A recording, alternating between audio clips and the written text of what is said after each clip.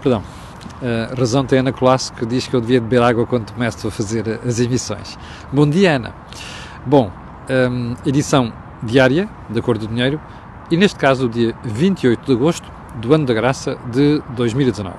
E, sem mais delongas, porque temos uma agenda, como é habitual, muito longa, vamos já passar à agenda de hoje, que começa precisamente com o período antes da ordem do dia. E porquê?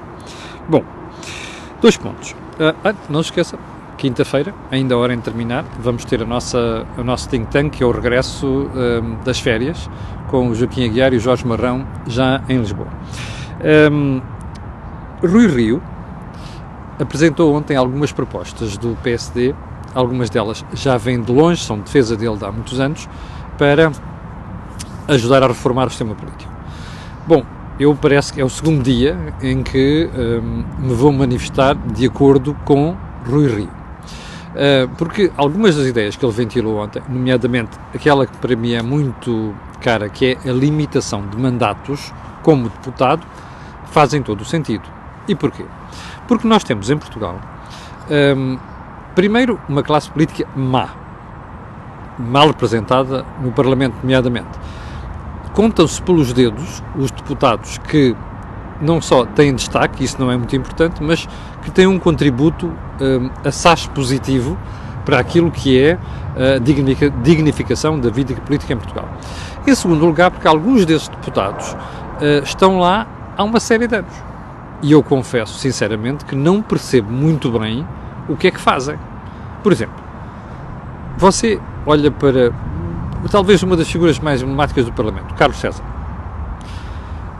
Aqueles vícios de quem está na política e na representação política há tantos anos, mas o PSD também tem, e outros partidos a mesma coisa, portanto não vale a pena estar aqui a fulanizar. A questão não é fulanizar nada, mas aquelas pessoas que ganham vícios típicos daquela função e daqueles aerópagos, digamos assim, que pouco contributo acabam por ter para a democracia.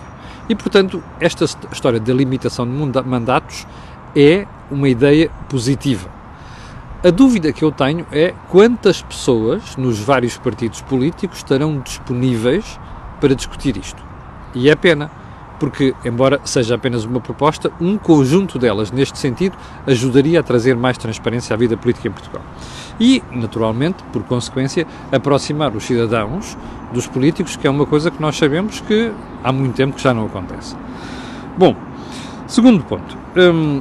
Eu ontem pensei que isto fosse uma brincadeira, fosse um gozo, mas depois verifiquei que não, porque apareceu uma mensagem com um link para as redes sociais que dizia que um tribunal tinha chumbado uma lista da Iniciativa Liberal, como sabe, um partido recente, por excesso de mulheres na lista. Pensei, bom, isto é piada, é gozo, alguém está aqui a brincar, a levar ao extremo, ao exagero, esta questão do género. Mas não é. A decisão veio do Tribunal de Porto Alegre. Eu não sei se terá sido só isto, mas se for só isto, confesso que não percebo. Repare, nós estamos num esforço grande para mudar mentalidades e para mudar a sociedade. O problema do género é um dos problemas crassos que nós temos, não só em Portugal, mas no mundo em geral e na Europa. Mas em Portugal, por excelência. Ora, o que é que pode haver de motivação para se chumbar uma lista porque tem muitas mulheres? Deixa-me fazer uma pergunta. O excesso, ou melhor, o número elevado de mulheres numa lista impede um partido desempenhar a sua função? O número excessivo de mulheres, excessivo não sei o que é excessivo, mas um grande número de mulheres numa lista desqualifica um partido? Não percebo. Mas há uma coisa que eu gostava de deixar aqui, é um desafio àquelas feministas que eu falei ontem aqui já várias vezes, ontem falei aqui e já tenho falado várias vezes, a gozar naturalmente, que só abrem a boca quando são coisas que dizem respeito a agendas de esquerda. Porque quando envolvem agendas de direita é um sarilho, a malta marimba-se para aquilo.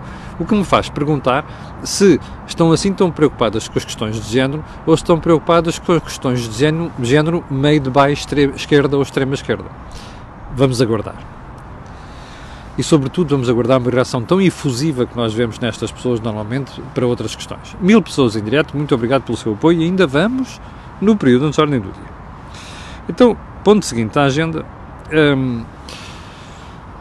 a época turística ainda não terminou, mas há uma coisa que começa a ficar evidente, que é o crescimento não é o mesmo de anos anteriores. Mas, em algumas regiões, o afluxo, a afluência de turistas está já razoavelmente abaixo do que sucedeu no ano passado. Isto não é preocupante, mas começa a preocupar as pessoas do setor.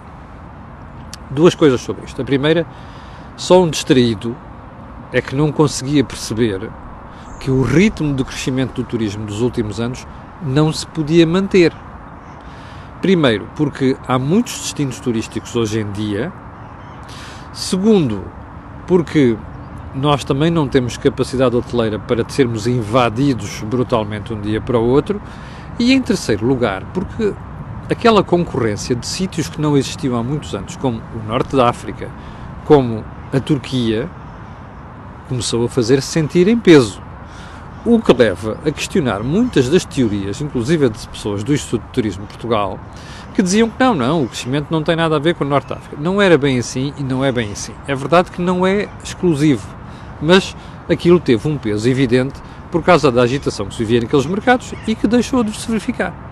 E, portanto, o que nós temos de fazer agora é começar a planear o futuro, porque a estes dois fatores pode acrescer outro dos próximos tempos, que é a desaceleração económica e, provavelmente, em alguns mercados, mesmo recessão.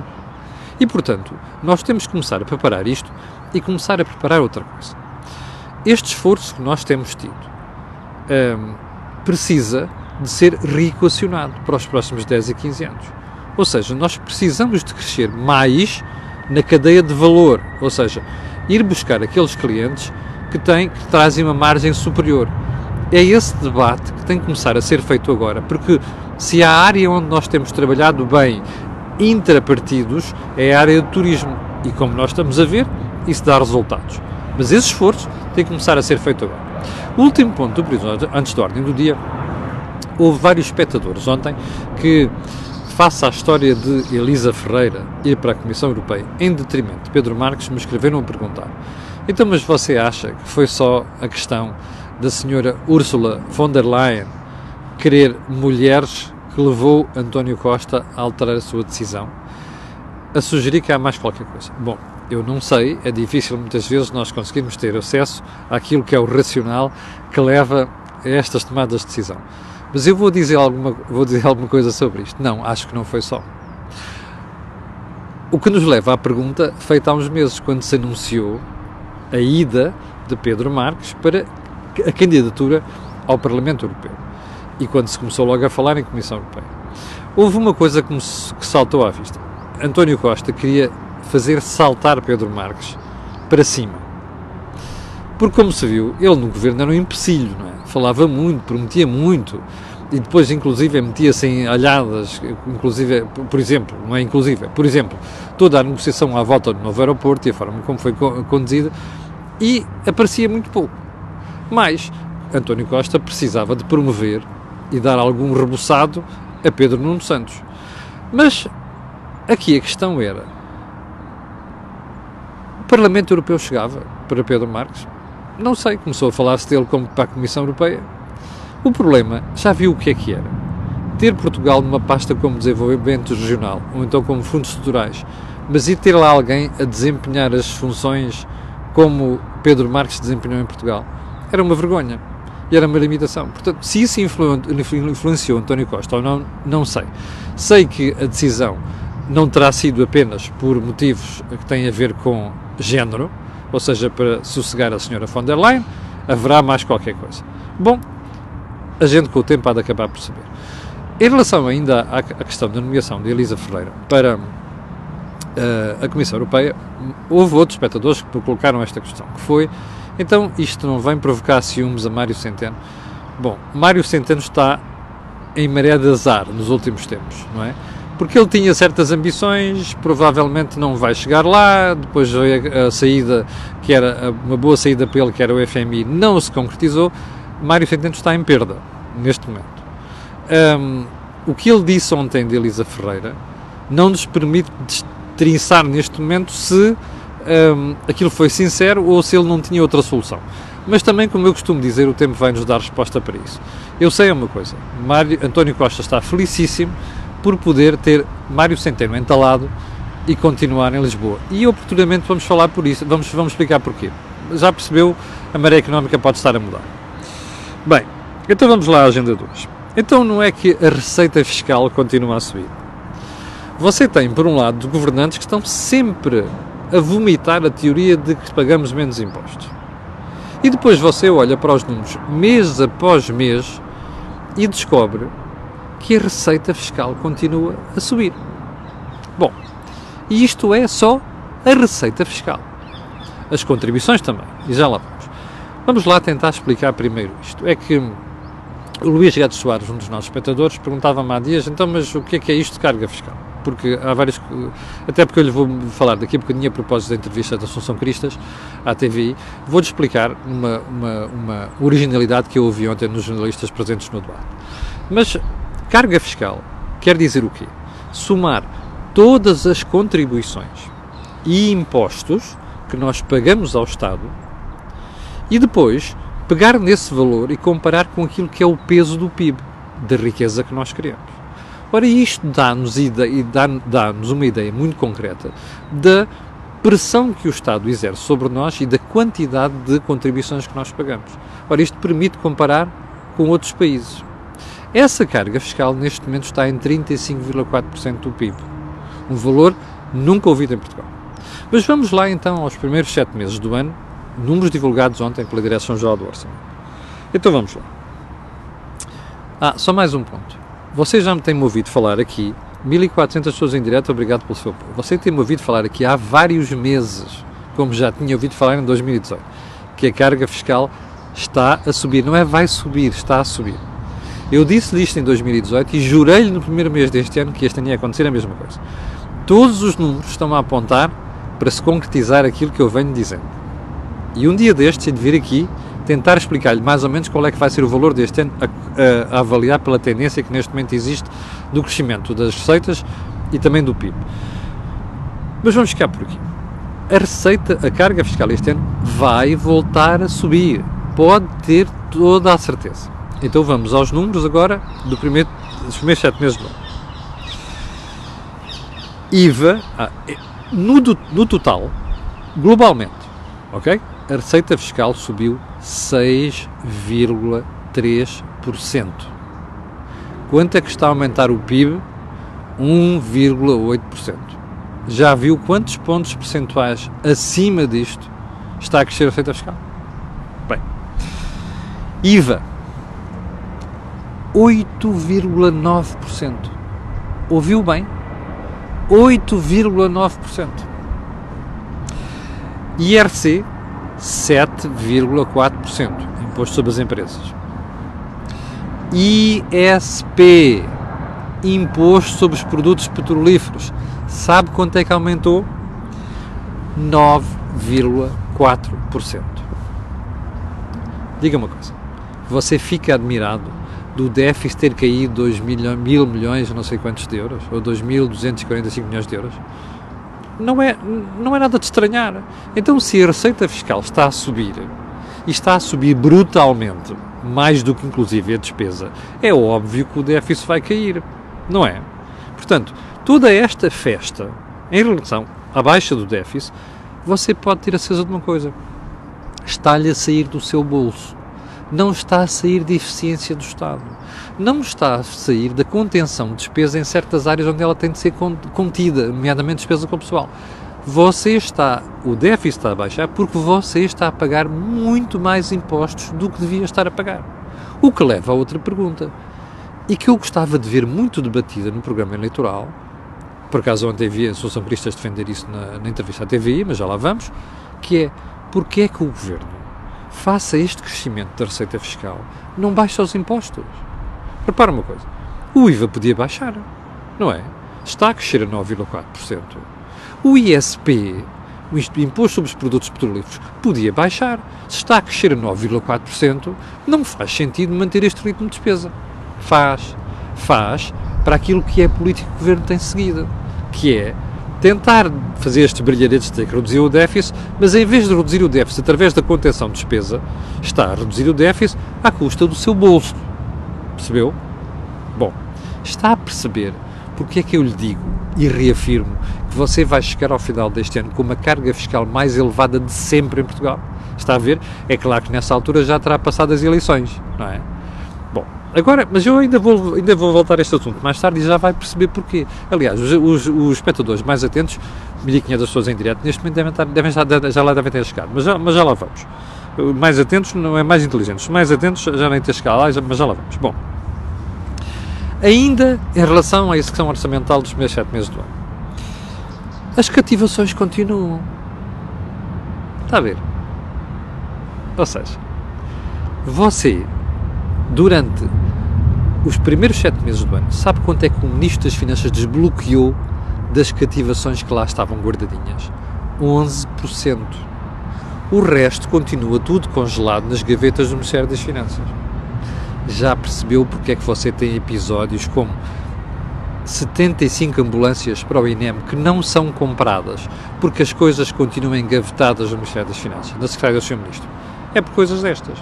Estão lá ainda 800 e não sei quantos milhões de euros. Está a ver?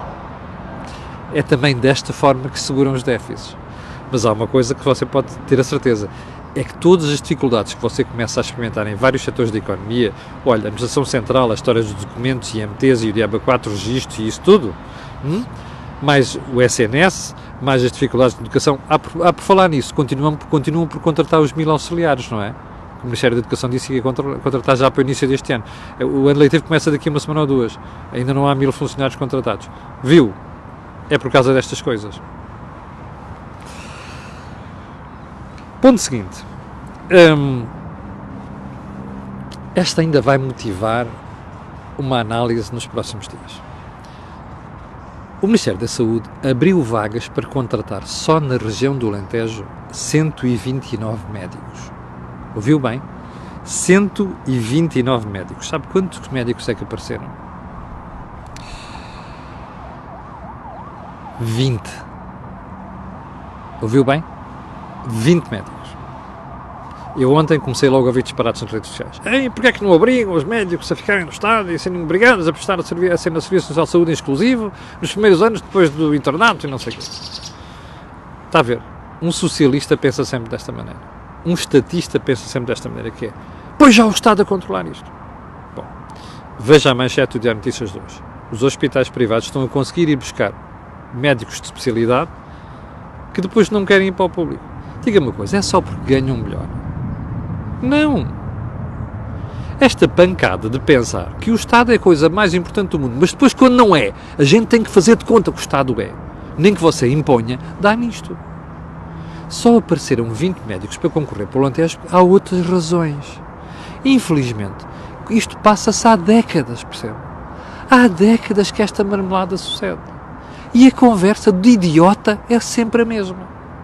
A malta não é capaz de perceber que nós às vezes para resolvermos um problema temos que ir à raiz do problema, não é à copa da árvore. A copa da árvore é o resultado da podridão que há ali em baixo. Ou então da saúde da raiz. Ora, a raiz deste problema é outra. E não há um ministro que os tenha no sítio, nem primeiro-ministro que os tenha no sítio, para resolver este problema.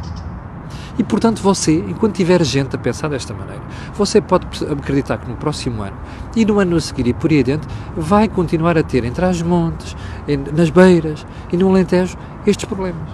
Que é os problemas dos médicos não quererem ir para o interior. Percebe? Isto não tem nada a ver com obrigar isto e obrigar aquilo. É pancada de estatista, de socialista, não é mais nada. Bom, e havemos de voltar a este tema brevemente e você vai perceber porquê. Vamos lá seguir para Bing, senão daqui a pouco isto faz tarde. Era aqui que eu queria chegar. Que horas são? Acho que estamos a abusar. Ih, 1.600 pessoas em direto. Mas vamos acabar a análise hoje. Bom, Dr. Mário Centeno disse ontem num Summer Camp, não sei das quantas, que Portugal está mais bem preparado para enfrentar uma recessão. Olha, melhor do que 2008 está. Eu vou-lhe garantir uma coisa. Se a gente tiver uma recessão à séria, você vai ver esta gente a engolir tudo o que andou a dizer nos últimos anos. A começar pelo Sr. Ministro das Finanças e a terminar no Sr. Primeiro-Ministro. Hoje o Primeiro-Ministro vai àquele programa que foi a Associação Cristas ontem na TV. Eu já tenho umas questões para lhe falar sobre isso. Mas vamos a Mário Centeno. Sabe porque é que eu lhe digo que isto está mal contado? Então vá lá ouvir aqueles valores de crescimento da receita que eu lhe falei há bocadinho. Quer ver? IVA 8,9%, IRC mais 7,4% e ISP mais 9,4%. Fora o aumento das contribuições sociais porque o emprego está a aumentar e o diabo 4. Espera aí. Se houver uma recessão, a receita vai crescer estes valores? Não vai, pois não. Vá lá. Se houver uma recessão, isto leva um tombo monumental. E o Sr. Ministro das Finanças vai ficar despido da cintura para baixo. Percebe? É por isso que eu desejo, com todas as mãozinhas levadas ao céu, que o Sr. Dr. Mário Centeno fique para ser o próximo Ministro das Finanças. Que ele tem que provar, agora, que o que andou a fazer durante 4 anos é o supra-sumo da cocada como ele vendeu. Percebe? Ele e o patrão dele, chamado António Costa. E por falar António Costa, vai hoje à TV ao mesmo programa que foi a Assunção Cristas. Eu vi uma parte do programa ontem, não vi toda. Qual é que foi o balanço daquela parte que eu vi? Achei que houve coisas mais positivas do que coisas negativas. Acho que a Assunção Cristas não trazia a história bem pensada em certas coisas, como aquela história do despacho sobre as casas de banho e as pessoas transgênero, não sei o quê. Acho que aquilo não estava bem explicado, ela não conseguiu passar essa mensagem. E é pena, porque eu acho que era muito fácil explicar aquilo. Mas há uma área onde eu acho que ela se defendeu muito bem, na parte económica. Curiosamente, uma jurista. Nomeadamente quando ela defendeu a baixa do IRS e por aí dentro. O que eu achei um piadão desgraçado foi a reação de 2 jornalistas que lá estavam. Não foi da Paula Simões, que conduziu muito bem a emissão. Foi do Pedro Santos Correia e foi da Constança Cunhação. Bom, e porquê é que eu quero fazer este reparo? Eu não tenho medo de criticar a minha classe, como já reparou. Não tenho. Então porquê? Porque ficou a impressão clara que aqueles dos 2 jornalistas têm uma agenda política. E, portanto, quiseram passar a agenda política para a entrevista. E isto é a pior coisa que o jornalista pode fazer. Ou está como entrevistador, e ali não há agenda política, ou então está-se como comentador. Aí pode-se fazer o que quiser. Mas quem está a entrevistar não é um comentador, é um jornalista. Bom, o que eu achei espantoso a uma certa altura foi a Constância Cunhação parecia uma opositora de Assunção Cristas. A certa altura disse uma pérola fantástica, que foi, mais carga fiscal não quer dizer mais impostos. Pois não quer dizer mais batatas, querem ver? Pois, mais carga fiscal quer dizer mais impostos e mais contribuições sociais, contribuições em geral. Por exemplo, contribuições que pagamos para a segurança social. Quer dizer isso. Alguém que explique àquela criatura que carga fiscal não é aumento de batatas. Portanto, quando se está a discutir estas coisas, primeiro tem que saber os conceitos. Em segundo lugar, quando está a falar com alguém que está do outro lado, que é político, é bom que a gente não... Nós, jornalistas, não podemos fazer o papel da oposição. Bom, em relação a Pedro Santos Correia, foi muito mais moderado. Também se percebeu que quis fazer ali uma crítica que tinha um conteúdo político. Nomeadamente, quando disse, não, isto parece tudo feito nas costas de um papel, não sei das quantas. Bom, eu não sei se foi assim, as contas do CDS, mas há uma coisa que eu estava à espera, que o jornalista tivesse provado porque é que aquilo parecem contas feitas nas costas de um guardanapo. Era o que eu estava à espera. Não vi. Mas há um desejo que eu deixo para hoje. Hoje vai lá António Costa. Eu quero ver se hoje vamos ter a agressividade que nós tivemos com uma dirigente da direita ontem. Ficamos à espera. Olhe, cheguei ao final da conversa de hoje. Amanhã às 8 da manhã você poderá levar comigo aqui outra vez. E eu quero agradecer às 1.600, não sei quantas pessoas estão direto, o seu apoio e dizer que amanhã, quando consigo aqui, não sei antes, para o final, pedir aquilo que peço sempre. Colocarem um gosto e fazer partilhas nas redes sociais, porque aquilo que você ouve aqui, não ouve em mais sítio nenhum. Obrigado, com licença, e até amanhã às 8.